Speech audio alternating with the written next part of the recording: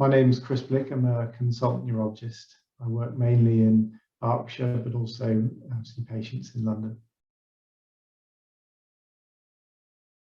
So bladder cancer is a relatively common type of cancer where cells lining the bladder become cancerous. It mainly affects men, and traditionally it is associated with people who smoke as being one of the main risk factors.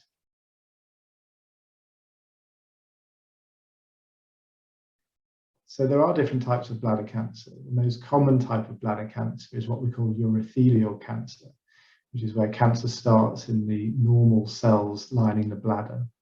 Other types of cancer are types of cancer such as squamous cell cancer or adenocarcinoma, and there are some more rarer types of bladder cancer as well. Generally speaking, we categorize bladder cancer into two types. One is what we call muscle-invasive bladder cancer, and the other is non-muscle invasive bladder cancer. And these two types of bladder cancer are treated differently and also have different prognosis. So bladder cancer is treatable. As I previously mentioned, the treatment for bladder cancer does depend on the type of bladder cancer and whether it's classed as muscle invasive or non-muscle invasive.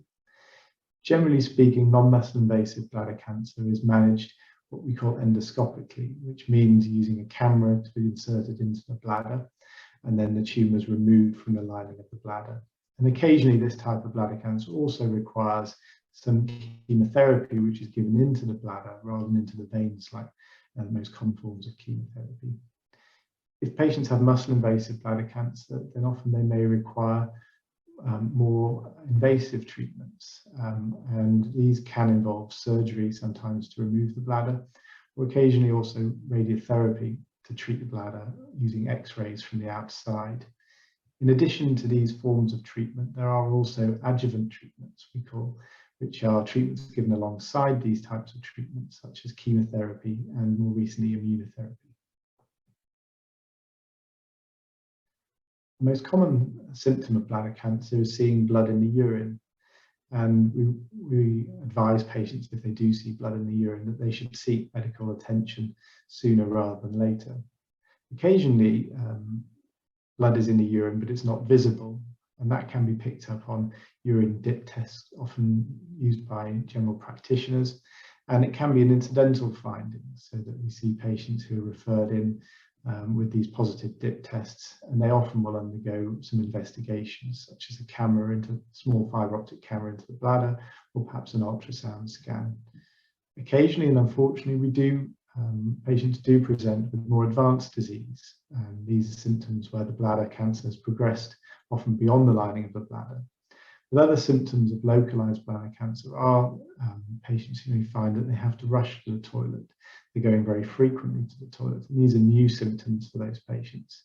They may not be due to bladder cancer, but they are other things that we look at when trying to identify patients who may be at risk.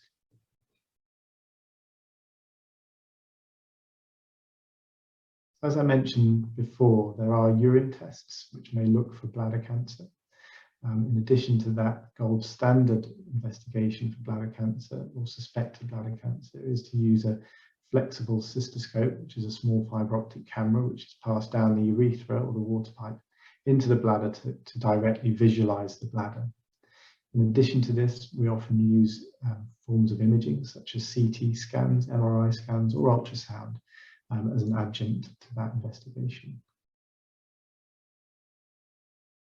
So bladder cancer treatment has a very high success rate for patients who have non-muscle invasive bladder cancer. And when we can manage the bladder cancer at this early stage, the prognosis is excellent.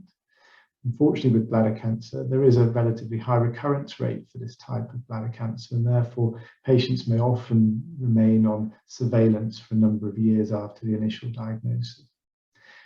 When bladder cancer is muscle invasive, the prognosis is not quite as good, and despite the more definitive treatments of surgery and radiotherapy, there is still a recurrence and progression rate.